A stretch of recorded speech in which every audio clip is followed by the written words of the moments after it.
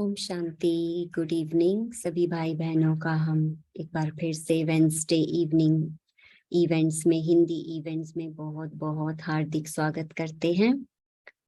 और आप सभी ने दिवाली भी मनाई होंगी और आज खास नया साल। तो ब्रह्मा कुमारीज की तरफ से हर एक भाई बहन को नए साल की बहुत बहुत शुभकामनाएं। हैप्पी न्यू ईयर, साल मुबारक। और आज का हमारा टॉपिक भी उसी से रिलेटेड है। पुराने चिट्ठे की समाप्ति, नई की शुरुआत। Finishing the old accounts, beginning the new. तो जैसे हम सभी जानते हैं कि दिवाली के बाद नया साल जब आता है तो पुराने की समाप्ति करते हैं। मोस्टली बिजनेसमैन वो स्वास्तिका बनाते हैं अपने बही खातों में और पुराना एंड और नए की शुरुआत करते हैं, न्यू ईयर बिगिनिंग।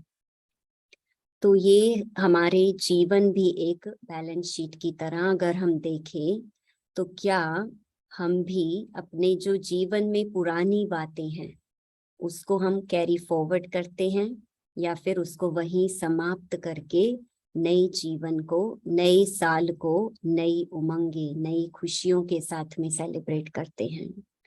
तो इसी टॉपिक को समझाने के लिए आज हमारे साथ में हैं हमारे भाई साहब प्रोफेसर चंद्रवंदन चौकसी भाई जी।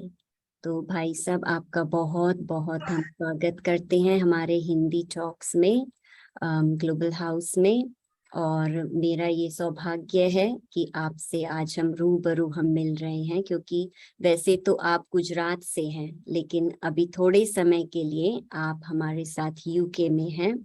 तो हम सभी का आज सौभाग्य है कि आपसे आज हम बहुत सारी नई बातें सीखेंगे। और आपका मैं थोड़ा सा परिचय देना चाहूंगी। तो आप बहुत ही एक्सपीरियंस्ड मेडिटेटर हैं और मोटिवेशनल स्पीकर हैं और प्रोफेशनली आप कॉलेज में प्रिंसिपल रह चुके हैं। और आपका पूरा ही जो लाइफ है, करियर है, वो एजुकेशन के फील्ड में बिताया है आपने। और जो मुझे सबसे अच्छी बात लगी, एक तो होता है कि किसी की मदद करना, सहयोग करना। हाँ, तो हम कितनी बार सहयोग करेंगे किसी का। और एक है किसी को हम हुनर सिखा दें उसको। तो आपने भी एक नहीं, दो नहीं, लेकिन हजारों यंग स्टूडेंट्स को ऐसा हुनर, ऐसी ट्रेनिंग दी है कि वो भी क्वालिफाइड हाई स्कूल टीचर्स बन गए हैं। तो ये कितनी बड़ी उपलब्धि, कितनी बड़ी बात है, कितनी दुआएं उससे मिलती हैं। एक बार मदद नहीं, दो बार मदद नहीं, लेकिन उनको आपने इस काबिल बनाया कि वो अपने पैरों पर खड़े होकर और खुद ही क्वालिफाइड बन गए हैं। और आपका जो इंटरेस्ट है सोशल, एजुकेशनल, रिलीजियस, कल्चरल और स्पिरिचुअल सब्जेक्ट्स में, तो आज हम आपसे सुनेंगे इस टॉपिक के बारे में कि कैसे हम पुराने की समाप्ति करके नए की शुरुआत करें। Thank you so much for joining us. और अभी हम सुनेंगे भाई साहब से। Thank you. सभी श्रोताओं को हमारा हार्दिक धन्यवाद। नए वर्ष के लिए मुबारकबादी। नए वर्ष के लिए हमारे दिल से आप सभी के भविष्य के लिए, आने वाले जीवन के लिए शुभकामनाएं। आप सभी का भविष्य परमात्माओं की कृपा से, आशीर्वाद से, सुख शांति आनंद से संपन्न बने, ऐसी हर एक की शुभकामनाएं होती है। हम लिखत में भी एक दो को कार्ड देकर या मैसेज देकर एक दो को भविष्य के जीवन के लिए अच्छा जीवन की कामनाएं प्रकट करते हैं। परंतु आज का जो टॉपिक है वो निर्देश करता है कि केवल लिखकर कार्ड भेजने से या मैसेज करने से भविष्य उत्तम नहीं बनता, किंतु इसके लिए कुछ करना पड़ता है। तो टॉपिक में लिखा है फिनिशिंग द ओल्ड अकाउंट्स। जो पुराना अकाउंट्स है, हिसाब किताब चौपड़ा है, उसको फिनिश करना पड़ता है, तब नया चौपड़ा, नया अकाउंट बनता है। पुराने जीवन में हमने जो भी कर्म किया और जो भी गलतियां की, जो भी आदतें हमारी थी, उसे कैरी फॉरवर्ड करेंगे तो सुख शांति आनंद खुशी प्राप्त होने वाली नहीं है। इसलिए पुराने को भूलना पड़ेगा, फॉरगेट करना पड़ेगा, और फॉरगेट करने के साथ फॉरगिव भी करना पड़ेगा। कई लोगों ने, कई आत्माओं ने पुराने जीवन में हमारे साथ अच्छा व्यवहार नहीं भी किया है, हमारे साथ अन्याय किया है या शोषण किया है, या हमको पसंद न हो, ऐसे हमारी बुराई की, बदनामी की हो, ऐसे हमारा भूतकाल हमारी स्मृतियों में भरा हुआ होता है। अगर उसे भूलेंगे नहीं और उसे कैरी फॉरवर्ड करेंगे, उसके साथ अनबन रखेंगे, शत्रुता रखेंगे, वैर विरोध रखेंगे अपने मन में भर के, तो हमारा मन उदास, निराश, हताश और डिप्रेस्ड हो जाएगा। ये पुरानी निकम्मी चीज जो है, उसे मन से दूर करनी, यह विषय का टॉपिक हमें बताता है कि पुराने को भूलो और नया, नए सिरे से शुरू करो। नया जीवन, नया चौपड़ा माना, नया अकाउंट नए सिरे से शुरू करो। ये दिवाली का जो त्योहार है, उसे दीपावली का त्योहार कहते हैं। घर घर में दिए जलाए जाते हैं। तो ये तो स्थूल दीपक की बात है, मिट्टी के दिए की बात है। इसकी जो रोशनी होती है वो अल्पकाल के लिए है, किंतु जीवन में दीप जलाना माना जीवन में खुशी लाना। हर एक मनुष्य को अपने जीवन में चार बातें चाहिए। इस शरीर के लिए तो रोटी, कपड़ा और मकान, इतना तीन ही चीजें चाहिए, किंतु हमारी आत्मा के लिए, हमारे आत्मा के सुख के लिए हमें चार चीजें चाहिए। वो चार चीज है, वो नए वर्ष में या तो कहो नए जीवन में हमें प्राप्त करनी है। वो है सुख शांति, संतोष और खुशी। हमें कौन से मनुष्य अच्छे लगते हैं जिसको हम मिलना चाहते हैं, जिसके चेहरे पर खुशी हो, उन मनुष्यों से हम बात करना चाहते हैं। भक्त लोग मंदिर में दर्शन किस लिए करने जाते हैं?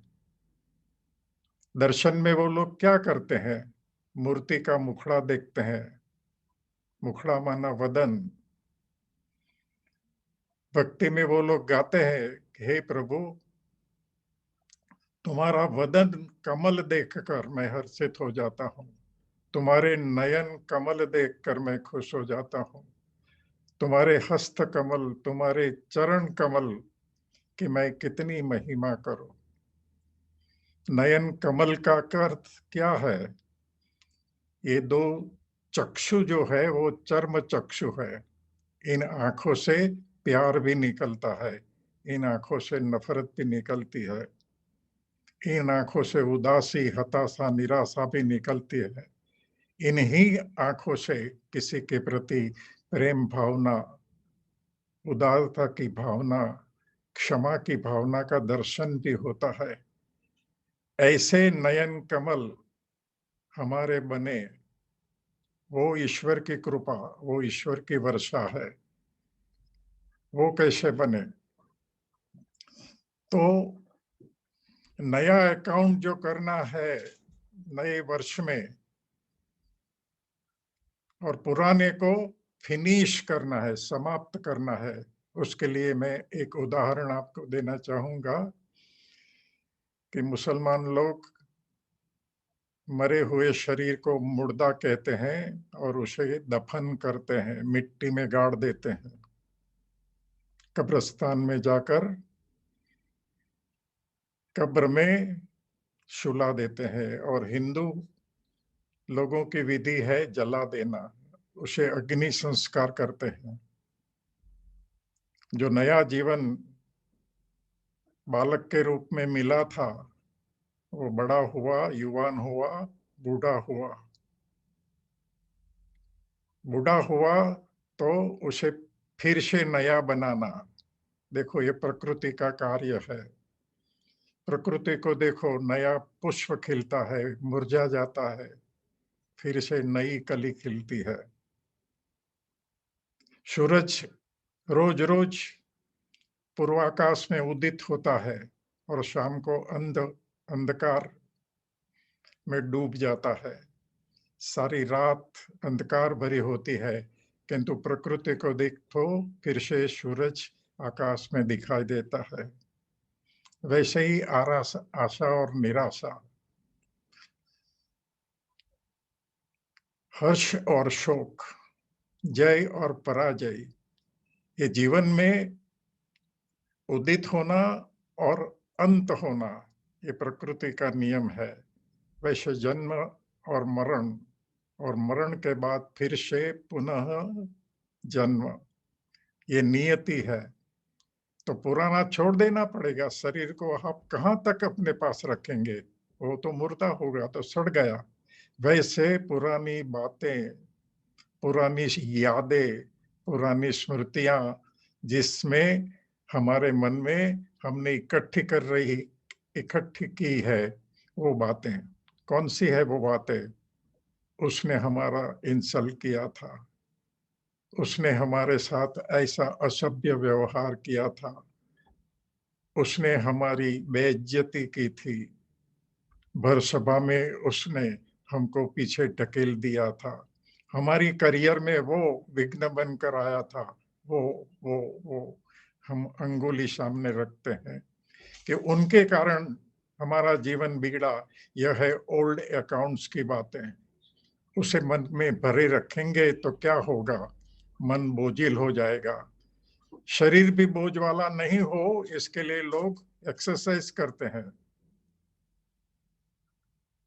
आसन प्राणायाम करते हैं और शरीर को हल्का रखते हैं तंदुरुस्ती के लिए। वैसे मन की तंदुरुस्ती के लिए भी मन में जो बोझ भरा हुआ है, वो ज्यादातर बोझ 80% बोझ मनुष्य भूतकाल में, पास्ट टेंस में, यादों में जिंदा रहता है। अमिताभ बच्चन के पिताजी हरिवंश राय बच्चन ने एक कविता लिखी, जो बीत गई वो बात गई।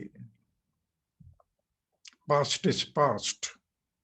उस बात को पकड़ के मत रखो। किसी ने कुछ कहा, आपका मन बिगाड़ दिया, उसके मन में गांठ लेकर चलो नहीं। नहीं तो भविष्य में भी वो स्मृति आपके पास रहेगी और आनंद और खुशी आपसे दूर चली जाएगी। इसलिए जो भविष्य की बात टाइटल में है कि आपको भविष्य नया बनाना है, न्यू अकाउंट करना है, तो पिछला अकाउंट, पुराना अकाउंट, पुरानी यादें फिनिश करो, भूतकाल को भूलो। कठिन बात है भूतकाल का भूलना। जो बीत गया है वो हमारे मन में प्रिंट हो गया है, उसे भूल जाना सरल बात नहीं है। कौन भूल सकता है? जिसमें ज्ञान है। Knowledge is power. ज्ञान की शक्ति से आप भूतकाल को, पास्ट को खत्म कर सकते हो। और ज्ञान क्या कहता है? ज्ञान ये कहता है कि तुम्हारे सामने नया जीवन खड़ा है, आशाओं से भरा, उम्मीदों से भरा, उज्जवलता से भरा हुआ। उसे देखो, भविष्य को देखो। कोई मनुष्य अपनी परछाई को देखकर नहीं चलता है, परछाई पीछे पीछे चलती है। मनुष्य अपना मुंह सामने रखता है, भविष्य की ओर रखता है। एक क्रिकेटर सचिन तेंदुलकर भी सामने देखता है कि बॉल सामने से आता है, गेंद सामने से आती है और एकाग्र होता है। पीछे कौन है वो देखने से वो सफल नहीं होता है। इसलिए हमें अपने जीवन को आगे आगे आगे देखना है। वैसे भी आप प्रकृति की रचना को देखो, नेचर के खेल को देखो, तो दो शब्द नियति का है। प्रकृति में दो लीला आप देखेंगे, एक है सृजन और दूसरा विसर्जन। सृजन माना नया नया, नई नई रचना बनाना, और जो रचना बनी हुई है उसका विसर्जन करना। इसलिए पुराने को भूलो, फॉरगेट करो। अगर नहीं भूलोगे तो समय भुला देगा पिछली बातों को। आपकी जिंदगी खत्म हो जाएगी तो पुरानी बातें खत्म हो ही जाएगी। इससे पहले आप अपने मनोबल से खत्म करो, समय खत्म करावे उसके पहले। और दूसरा शब्द है फॉरगेट के साथ फॉरगिव। जिन लोगों ने आपको नुकसान पहुंचाया है, आपके दिल में चोट पहुंचाई है, उसे फॉरगिव, क्षमा करो। क्षमा करने से और भूतकाल को भूल जाने से हमारा हृदय हल्का हो जाता है। और जो हृदय हल्का हुआ है, निर्बोझ हुआ है, बोझ से मुक्त हुआ है, भारीपन से हल्का हुआ है, उसका ही परमात्मा के साथ योग लग सकता है। जिसके मन में पुरानी यादें समाई हुई है, उसका मन परमात्मा पिता के साथ लग नहीं सकता, क्योंकि परमात्मा ने कहा है कि तुम सारी बातें भूलकर, अरे इस देह को भी भूलकर, देह के संबंध को भी भूलकर तुम मेरे पास आओ, तो मेरे पास जो संपत्ति है, शांति, प्रेम, विशेषताएं, प्राप्तियां, तुम्हें भरपूर कर दूंगा। तो परमात्मा की कृपा के योग्य बनना है तो भी हमें हमारे पुराने खाते को खत्म करना पड़ेगा। सर्जन और विसर्जन ये परमात्मा का कार्य है। इसीलिए आपके सामने जो युग खड़ा है, कलयुग का युग, उसको देखो तो लगता है कि विसर्जन का समय चल रहा है। विसर्जन माना समाप्ति का समय चल रहा है। समय क्या कह रहा है? Time is a teacher. वो हमें संकेत कर रहा है कि तुम्हें ये जो जिंदगी मिली है, मनुष्य जीवन मिला है, अद्भुत है। वो परमात्मा की देन है, परमात्मा की बख्शिश है। इस बख्शिश को समझो और इस जीवन का लक्ष्य समझो कि तुम किस लिए आए हो और कहां से आए हो और तुम्हें क्या करना है। वैसे विज्ञान ने तो नया नया सर्जन रोज रोज किया है। देखो, आपके सामने मोबाइल लाकर खड़ा कर दिया, आप हजारों माइल दूर अपने स्नेही संबंधी से बात कर सकते हो। विमान, हवाई जहाज, सागर में आप कहां तक चाहो वहां तक सैर कर सकते हो। बड़े बड़े अच्छे अच्छे मकान देखो, गाड़ियां देखो, वो पहले नहीं थी। अभी आपके सामने विज्ञान ने कितने सुख साधन संपन्न, अनेक चीजों के सुखाकारी साधन प्रस्तुत किए हुए हैं। किंतु फिर भी इतनी सामग्रियां होते हुए भी, इतनी भौतिक संपत्ति होते हुए भी मनुष्य आज दुखी है, खाली है, शांति नहीं है,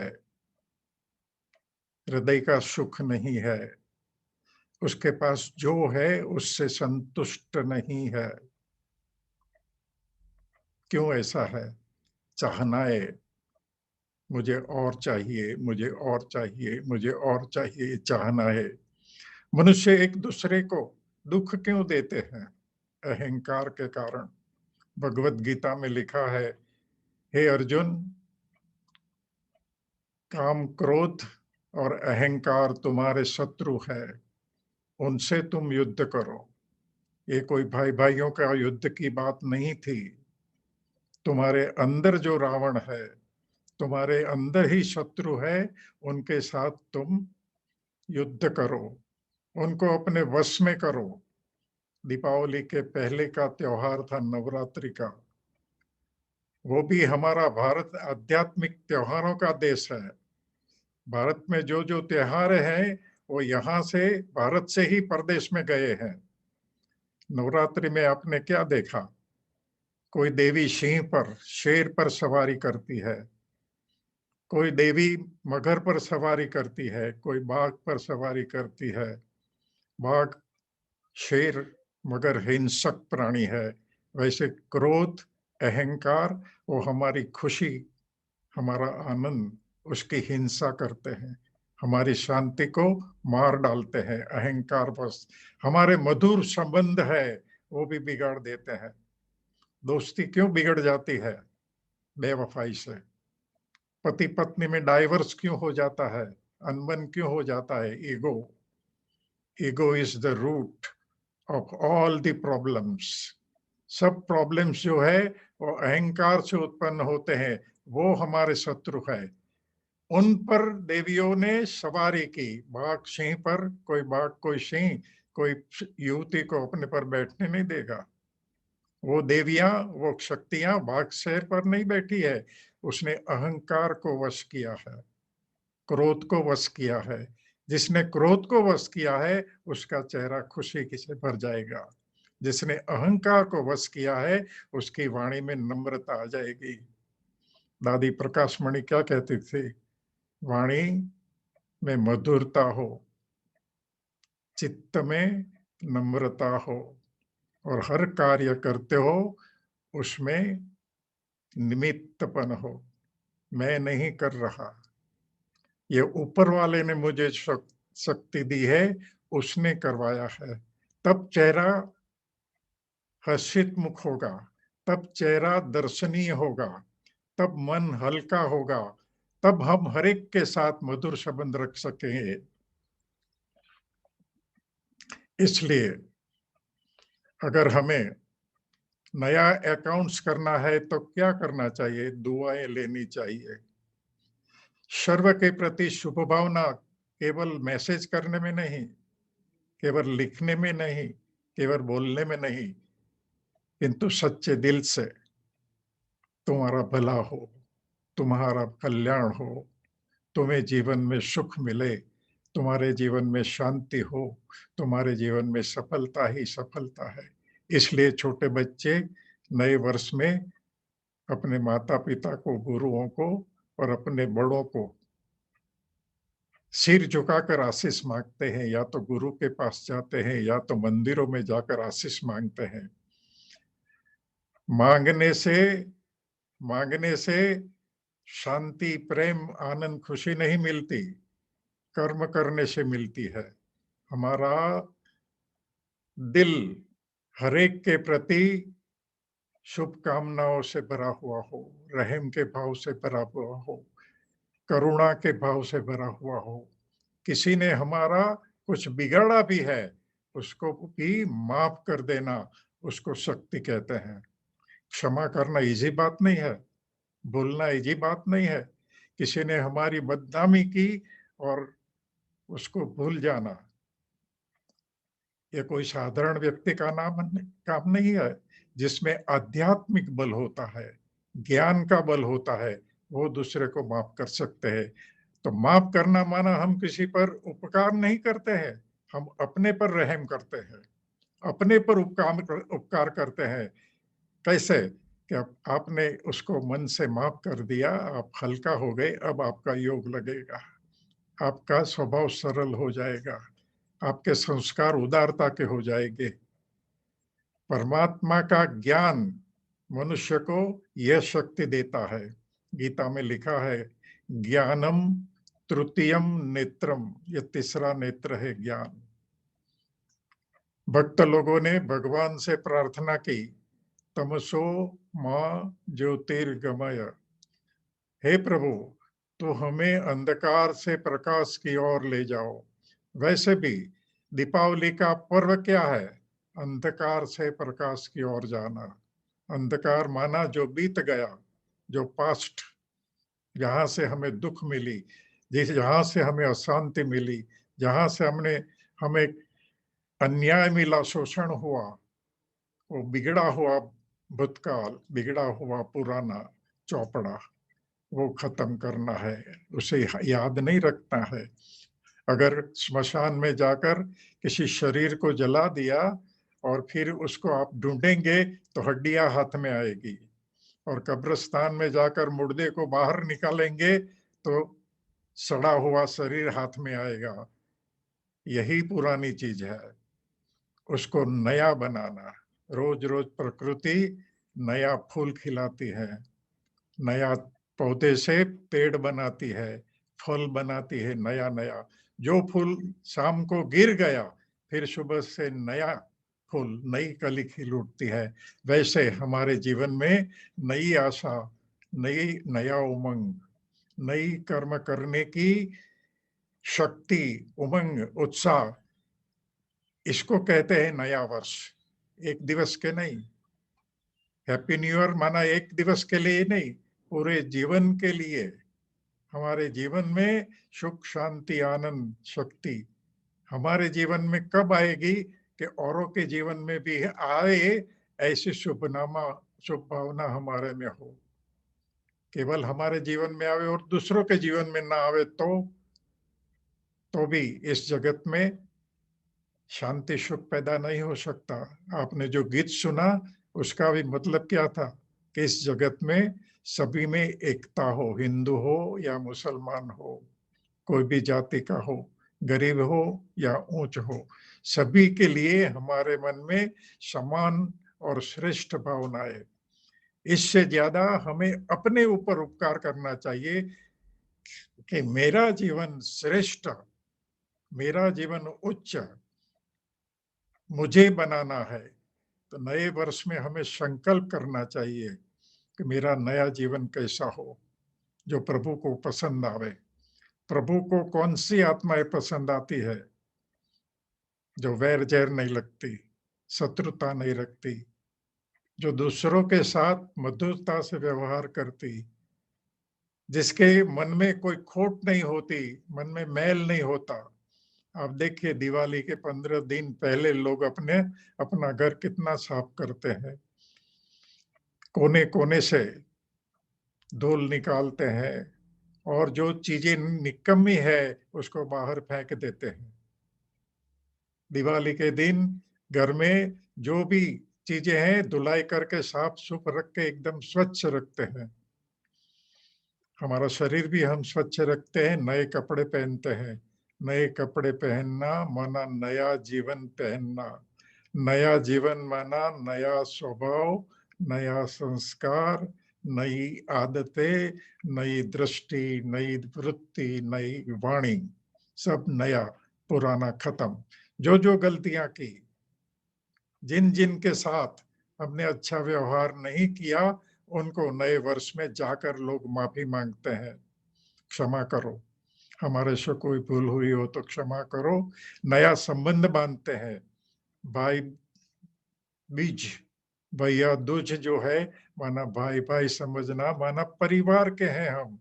परिवार वाले बड़ी बात को छोटी बनाते हैं और एक दूसरे के साथ प्यार के धागे से बंध जाते हैं। परमात्मा का नाम है लव। यीशु ख्रिस्त ने कहा God is love. Mahatma Gandhi ji ने कहा परमात्मा सत्य है, गॉड इज ट्रुथ।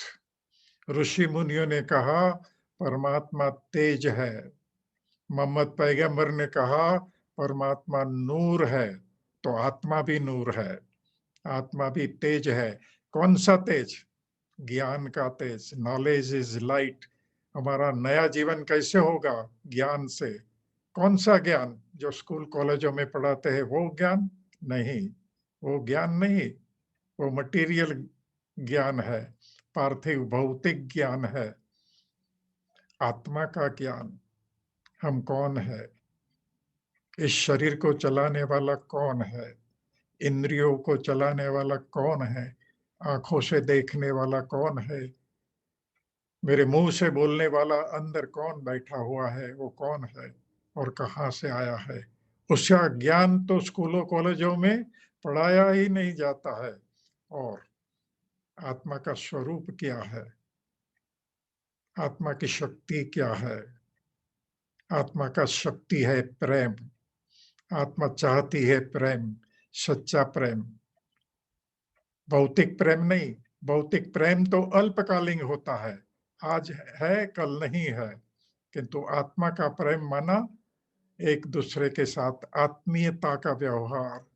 आत्मीय प्रेम माना हमारे मन में ये संकल्प उठे कि इसका भला हो। एक बाप या एक माँ अपने संतानों के लिए सारी जिंदगी कमाते हैं, सारी जिंदगी दौड़ते हैं, पढ़ाते हैं। क्या मिलता है पढ़ाई में, इस जमाने की पढ़ाई में क्या मिलता है, डिग्रियां मिलती है। किंतु गीता में लिखा है, परमात्मा ने खुद कहा है कि मैं आऊंगा, आई विल डिसेंड, धरती पर आऊंगा। माना वो यहाँ नहीं है, मंदिरों में नहीं है, मैं ऊपर रहता हूँ, सूर्य चंद्र ताराओं की रोशनी से भी पार ऊंचे पर ब्रह्म में मेरा निवास स्थान है। वहां से मैं नीचे आऊंगा। क्या करने नीचे आएंगे, मैं तुम्हें फिर से पुनः नए सतयुग की रचना करके सतयुग स्वर्ग में ले जाने के लिए आऊंगा। तो सतयुग में ले जाने के लायक बनाने के लिए परमात्मा को पढ़ाना पड़ता है। यह वाक्य, यह महावाक्य भगवत गीता में, जो हिंदुओं का श्रेष्ठ ग्रंथ है, उसमें लिखा है कि यदा यदा ही धर्मस्य ग्लानिर्भवति भारत। भारत में जब अधर्म, भ्रष्टाचार, वैर विरोध और लहू की नदियां बहती है, एक मनुष्य दूसरे मनुष्य को मारने काटने पर तुला हुआ होता है, अधर्म फैल जाता है, तब मैं आऊंगा। आप प्रकृति को देखो, कोई पंछी की पंछी से लड़ाई नहीं है, कोई पंछी पंछी की हत्या नहीं करता है, कोई पतंग दूसरे पतंग को मार नहीं डालता है, कोई भ्रमर, कोई मधुमक्खी, कोई चींटी दूसरी चींटी से लड़ाई झगड़ा नहीं करती, एक ही कतार में यूनिटी के साथ चलती है। प्रकृति में एकता है, प्रकृति में संवादिता है, प्रकृति में मधुरता है। आप रात को तारों भरी आकाश को देखो, शांति मिल जाती है, प्रकृति में शांति है। आप पूर्वत आकाश में उदित हुए सूर्य की किरणों को देखो, आपका मन उत्साह उमंग से भर जाएगा। ये परमात्मा की रचना प्रकृति इतनी शांति देने वाली, खुशी देने वाली है, तो प्रकृति पति परमात्मा, जिसको शांति का सागर, ओशन ऑफ पीस कहते हैं, सुख का सागर, प्रेम का सागर, ओशन ऑफ लव कहते हैं, शक्तियों का भंडार, ओशन ऑफ पावर्स कहते हैं। उनके समीप जाने से, उनको पहचानने से, उनके साथ संबंध बांधने से वो हमारे पर न्यौछावर हो जाता है। क्यों न्यौछावर होता है? क्योंकि वो बाप है। हमने स्कूलों में प्रार्थना की है, त्वमेव माताश्च पिता त्वमेव, वो हमारा मात पिता है। इस देह का मात पिता तो है हर एक का अलग अलग, किंतु इस देह में जो आत्माएं है, सभी मनुष्य आत्माओं का पिता परमात्मा, उसी को हम प्रार्थना में कहते हैं त्वमेव मात पिता। तो मात पिता की भी फर्ज बनती है कि उनके बच्चों को लायक बनावे, नए आने वाली सतयुगी सृष्टि में जाने के लिए लायक बनावे। तो लायक बनाने के लिए इस पुरानी सृष्टि का विसर्जन आवश्यक है। परमात्मा का दो कर्तव्य है, सृजन और विसर्जन। सर्जन माना क्रिएशन। क्या क्रिएशन है उस परमपिता परमात्मा का? क्या क्रिएशन है? देवभूमि, देवताई भूमि। लोग समझते हैं कि देवता लोग कल्पना की बात है, या तो आकाश में रहते होंगे। परमात्मा ने कहा इसी धरती पर, इसी धरा पर, इसी पृथ्वी पर आज से 5000 वर्ष पहले स्वर्ग था। यह भारत स्वर्ग भूमि, स्वर्णिम भूमि थी, और जहां चैतन्य रूप से चलते हुए मनुष्य देवता देवी कहलाते थे, उसका नाम है लक्ष्मी नारायण, राम सीता, देवी देवताएं। मैं हिमाचल में गया था, हिमाचल प्रदेश में, तो वहां के एक एक गांव का नाम देव शब्द से शुरू होता है। वहां के पत्र में, माना समाचार पत्र का नाम था देवभूमि। कई मनुष्य का नाम भी देवी से या देव से आज भी कलयुग में चलता है। यह सबूत है कि यह भारत भूमि पहले देवभूमि थी। वो हमारे पूर्वज थे, इसकी यादगार में हमने मंदिर बनाए सभी। वो हमारी ही यादगार है कि यही भारत भूमि एक बार 5000 वर्ष पूर्व जो सतयुगी थी, वो फिर से आने वाली है। इसीलिए परमात्मा को नीचे अवतरण करना पड़ता है। हम सभी भी आत्माएं ऊपर से नीचे उतरी हुई है। यह हमारा घर नहीं है, हम यहाँ प्रवासी है, हम यहाँ यात्री है। जाने के लिए ट्रेन में बैठे हुए हम मुसाफिर है। जब हमारा स्टेशन आ जाता है तो उतरना पड़ता है, इस शरीर को छोड़ना पड़ता है।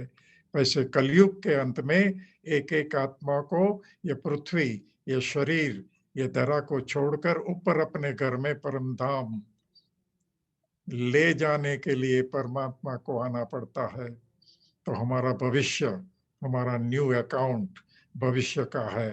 तो हमें भविष्य के लिए लायक बनना माना हर आत्माओं से शांति का, प्रेम का व्यवहार करना, दुआएं लेना और दुआएं देना।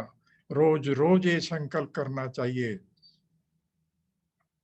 कि मैं शांति देने के लिए इस तरह पर आया हूं, इस तरह पर अवतरित हुआ हूं। मुझे शांत रहना है और दूसरों को शांति देनी है। मुझे प्रेम से रहना है, एकता से रहना है, यूनिटी से रहना है, और दूसरों के साथ यूनिटी का व्यवहार करना है। किसकी बुराई करना, किसका अपमान करना, वो कलयुगी स्वभाव संस्कार है। कलयुगी स्वभाव संस्कार का पुराना अकाउंट खत्म, और नया संस्कार दुआएं लेना, दुआएं देना। आत्मविश्वास होना चाहिए कि मेरे पिता परमात्मा मुझे अवश्य नई सृष्टि के लायक बनाने वाले हैं। मैं उनको पहचान कर नई सृष्टि के लायक बनने का पुरुषार्थ करूंगा। रोज रोज ये रिपीट करना है, प्रतिज्ञा लेनी है। परमात्मा चाहता है कि यह दुनिया में शांति हो, पवित्रता हो, खुशी हो। तो ये नई दुनिया के लिए शांति, खुशी, संतोष और आनंद का अकाउंट हमारे दिमाग में जमा करना है, रोज रोज करना है। तो इसके लिए हमें अलर्ट रहना है और अटेंशन देना है। एक एक संकल्प हमारा सतयुगी हो, एक एक शब्द हमारे मुंह से जो शब्द निकले वो फूल जैसा हो, किसी को कांटे की तरह, किसी को दुभाने वाला, किसी को आघात पहुंचाने वाला न हो। महाभारत में द्रौपदी का उदाहरण जो है, तो भर सभा में उसका अपमान हुआ, तो 14 साल तक उसने अपने 5 पतियों को ये पुरानी बात याद दिलाई कि उन लोगों ने मेरे वस्त्र खींचे, मेरा अपमान किया, तुम बदला लो, बदला लो, बदला लो, बदला लो। किंतु भूल किसकी थी? उसने दुर्योधन को अंधे की औलाद अंधा कहा था, यह उसका एक्शन था। दुर्योधन का तो रिएक्शन था बदला लेने का। तो बाबा कहते हैं ये द्रौपदियों ने जो गलतियां की है वो तुम मत करो। जिसको नया जीवन चाहिए वो बुरा रिएक्शन नहीं करेंगे। एक्शन एंड रिएक्शन ये जीवन की समस्या है। सामने से गाली देते हैं, बाबा कहते हैं तुम उसे फूल दो। वो गलत व्यवहार करते हैं, तुम मुस्कुराओ। तो अगर तुम्हारे मन में कोई गांठ है तो नए वर्ष में उस गांठ को खोल दो। उसको जाकर कह दो कि आपके प्रति मेरे मन में कोई दुर्भाव नहीं है और कोई गलतियां हुई तो मैं क्षमा याचना करता हूं। तभी नया जीवन शुरू होगा, नहीं तो पुरानी आदतें, पुरानी बातें वही रिपीट होगी। आप सभी को नए जीवन के लिए दीपावली के पर्व में मेरे हृदय की शुभकामनाएं। आप परमात्मा के बच्चे, सच्चे बच्चे बनकर उसका वर्षा लेने के लायक बने और नई सृष्टि के निर्माण में परमात्मा के कार्य में सहयोगी बने। ओम शांति।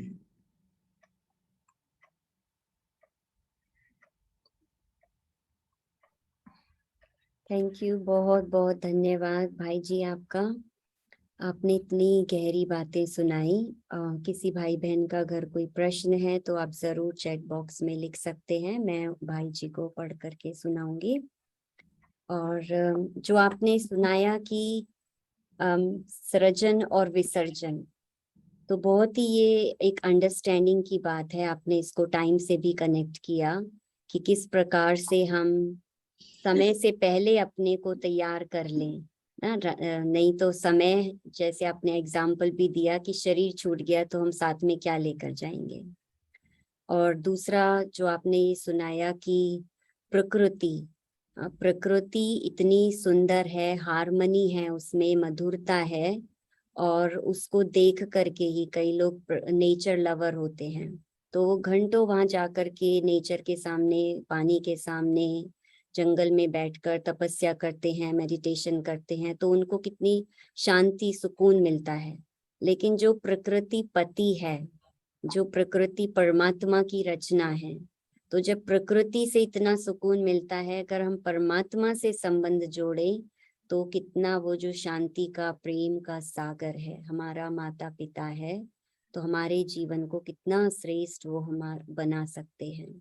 तो ये एक बहुत गहराई की बात है कि कैसे हम उससे हम संबंध जोड़ें। और जो आपने बात सुनाई नई साल की, तो वास्तव में मैं सोच रही थी कि ये नए साल की बात नहीं है, सिर्फ एक साल की बात नहीं है। टॉपिक के हिसाब से तो हमने सिर्फ एक साल की बात समझ में आती है, लेकिन वास्तव में हम अपना अकाउंट फ्यूचर के लिए, कि आत्मा अपने साथ क्या लेकर के जाती है ना, तो कौन से हम बातें साथ में लेकर जाएंगे, न सिर्फ एक साल के लिए लेकिन पूरे भविष्य के लिए, जो परमात्मा हमें सतयुग में ले जाने के लिए आए हैं। मैंने भी अपने लिए बहुत सारी बातें ली। और जो आपने 4 बातें शुरुआत में सुनाई कि शांति, सुख, संतोष और खुशी, यही हमारा जीवन का लक्ष्य है, तो क्यों ना हम पुरानी बातों को फुल स्टॉप लगाकर और इन्हीं 4 बातों से अपना जीवन श्रेष्ठ और सुंदर बनाएं।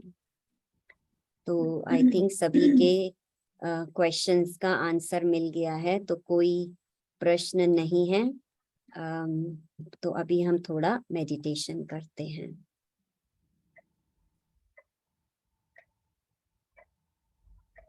थोड़ी देर के लिए अपने मन और बुद्धि को एकाग्र करें। मैं अपने मन को एक संकल्प देती हूँ, मैं आत्मा शांत स्वरूप हूँ, और अपना ध्यान भ्रुकुटी के बीच में, दोनों आंखों के बीच में मस्तक के बीच में केंद्रित करें। मैं शांति की पुंज, एक जगमगाती ज्योति हूँ। मेरा असली स्वरूप, पॉइंट ऑफ लाइट, आत्मा।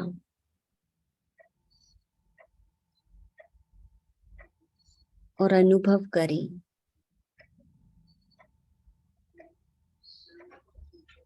शांति की किरणें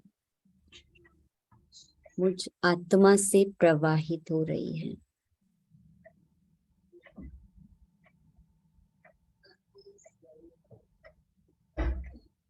और मेरे चारों ओर शांति का वातावरण बनता जा रहा है।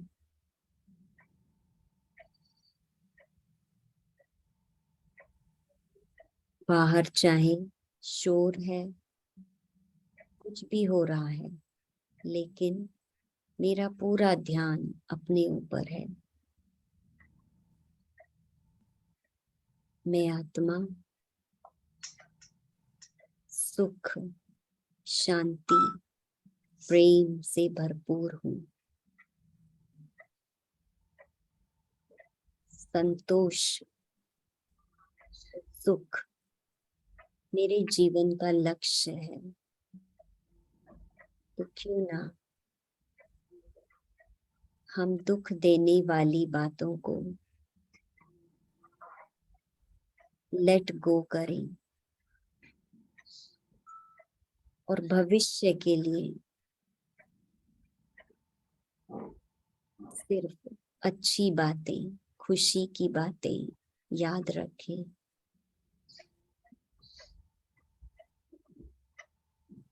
और अब क्योंकि सुख का सागर मुझ आत्मा के पिता परमेश्वर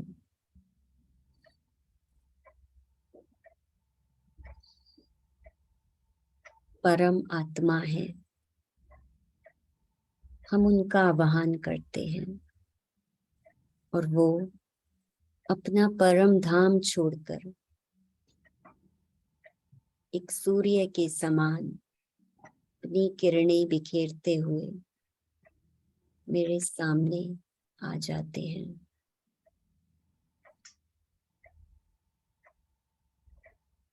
और उनकी किरणें सुख की, शांति की, प्रेम की मुझ आत्मा पर पड़ने लगती है। मैं उनके सानिध्य में अनंत सुख और शांति का अनुभव कर रही हूँ। कितना अलौकिक ये अनुभव है। प्रकृति पति परमेश्वर मुझ आत्मा के पिता हैं, जो कि सर्व गुणों और शक्तियों के सागर हैं। और जैसे ही मैं आत्मा उनसे कनेक्ट करती हूँ, उनके सारे गुण और शक्तियां मुझे प्राप्त हो जाते हैं।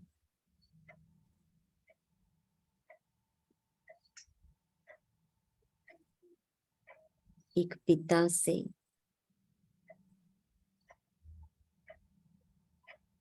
मुझे सब कुछ प्राप्त हो रहा है। मेरे जीवन में खुशियां आती जा रही हैं। मेरा जीवन सुख संपन्न, संतोष, धन से भरपूर होता जा रहा है। पुराने गिले शिकवे सब समाप्त, सिर्फ खुशी की बातें और खुशी देने वाला मेरा साथी परमेश्वर, उसके साथ गहरा संबंध की बातें।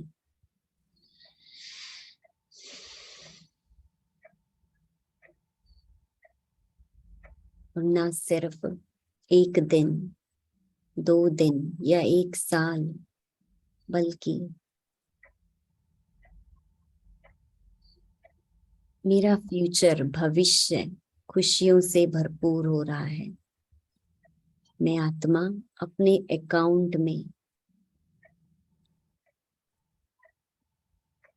अच्छी बातें कलेक्ट कर रही हूँ, जिससे मेरा भविष्य उज्जवल बन रहा है।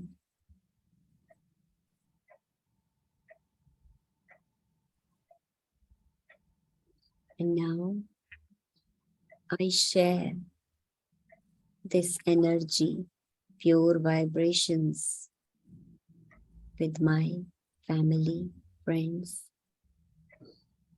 and also my global family. संसार की हर एक आत्मा को ये परमात्मा के वाइब्रेशंस पहुंच रहे हैं। ये युग परिवर्तन के समय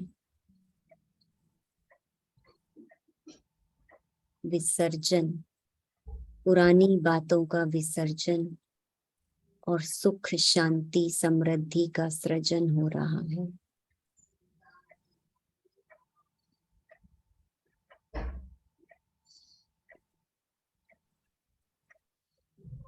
अनुभव करें कि मैं अभी भी परमात्मा के सानिध्य में अपने को सेफ अनुभव कर रही हूँ। उनकी सारी किरणें मेरे ऊपर एक झरने के समान पड़ रही हैं।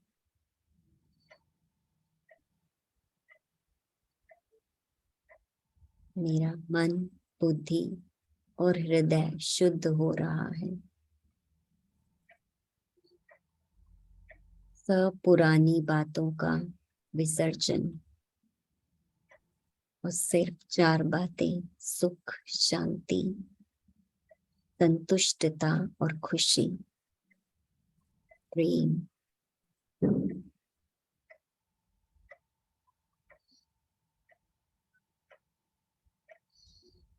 और अब फिर से हम इस कमरे की अवेयरनेस में, अपने स्थान की अवेयरनेस में आ जाते हैं। ओम शांति।